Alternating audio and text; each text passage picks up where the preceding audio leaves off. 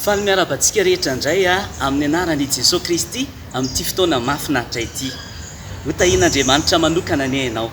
androantsika dia hianatra tenin'Andriamanitra iray a izay tenin'Andriamanitra mety efa maro amintsika no mahay azy tenin'Andriamanitra izay raintsika dia ao amin'ny Luka 20:20 Luka 20:20 zao no varany tenin'Andriamanitra manao hoe ary Jesosy nanao fanoharana taminy fa tsy mety raha tsy mivavaka mandrakariva izy ka tsy reraka fa tsy mety raha tsy mivavaka mandrakariva izy ka tsy reraka Andriamanitra namorona ny trondro mba hiaina ny anaty rano dia rehefa ohatra hoe avoakanao ety ivelany ny trondro dia tsy mety amin'ny trondro dia tsy afaka mivelona ety ivelan'ny rano zany ny trondro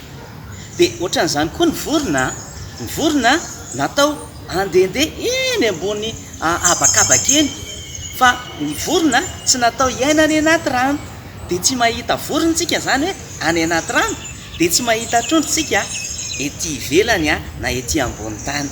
fa zao ny olombelona ihany koa dia misy antony manokana nanamboaran'Andriamanitra ny olona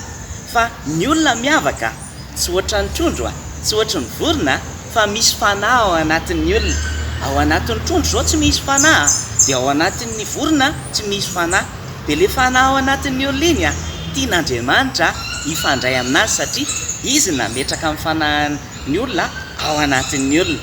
dia zay no ambaran'ny tenin'Andriamanitra androany manao hoe fa tsy mety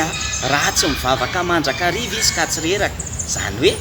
rehefa Jesosy zay miteny hoe tsy mety dia tsy mety ka na ohatra aritsika hiteny hoe mety ka dia rehefa Jesosy miteny hoe tsy mety dia tsy mety inona ny tsy mety raha tsy mivavaka mandrakariva hoy Jesosy inona kay ny dikany hoe mivavaka mifandray amin'Andriamanitra zany hoe tsy mety zany ny fiainana raha vao tsy mifandray amin'Andriamanitra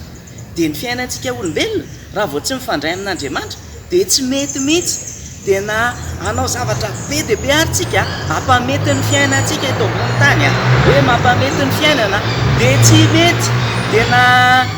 hitady ny fomba rehetrarehetra aritsika hampamety ny fiainana dia tsy mety foana le izy satria Jesosy miteny manao hoe fa tsy mety raha tsy mivavaka mandrakariva izy ka tsy reraka zany hoe tsy mety raha vao tsy mifandray amin'Andriamanitra foana ny fiainantsika androany ary andao hifandray amin'Andriamanitra misy kokoa indray dia satria tsika zany ny antony nanamboaran'Andriamanitra tsika mba hifandray amin'Andriamanitra mba hanakaiky an'Andriamanitra dia zay no ampaherezako atsika rehetrarehetra androany andao hifandray amin'Andriamanitra indray mihoatra lavitra ny hatramin'izay zay mbola tsy mifandray tamin'Andriamanitra hoy ny tenin'Andriamanitra hoe tsy mety dia tsy mety zany raha vao tsy mifandray amin'Andriamanitra dia hotahian'Andriamanitra daholo eny antsika azoto hifandray amin'Andriamanitra daholo na ny olo-dehibe na ny ankizy azoto isan'andro hifandray amin'Andriamanitra satria hoy ny teny hoe fa tsy mety raha tsy mivavaka mandrakariva izy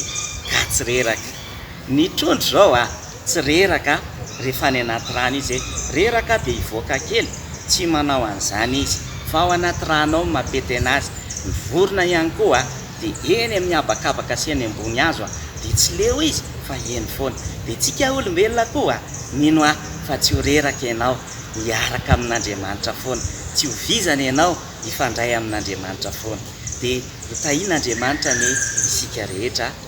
mandram-peona. Lord, if we could, we would fill our hands with all the wonderful things you give us. Then we'd lift them up and give them back to you.